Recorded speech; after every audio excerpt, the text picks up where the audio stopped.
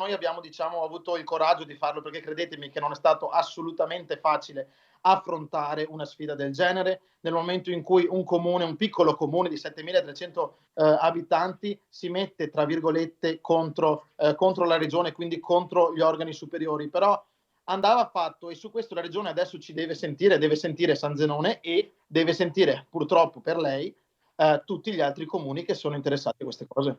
Apre un fronte, quello delle opere compensative alla superstrada pedemontana, la sentenza del TAR del Veneto che ha dato ragione al comune di San Zenone degli Ezzelini che in agosto, dopo una diffida, si era rivolto al giudice amministrativo per sollecitare la regione a rispettare i patti sottoscritti nel 2012 e che prevedevano la sistemazione della viabilità interna al paese, lavori per oltre 4 milioni di euro rimasti al palo e che invece dovevano essere portati avanti contemporaneamente ai cantieri della grande opera. Questo l'assunto del comune fatto proprio in sostanza e in diritto dal Tribunale amministrativo che ha intimato a Venezia tempi stretti. Ora la regione avrà questi 90 giorni per convocare la conferenza dei servizi e dovremo programmare proprio la realizzazione delle opere. Io davvero ripeto, da parte nostra lo spirito collaborativo c'è sempre stato, spero che sia anche dall'altra parte ora.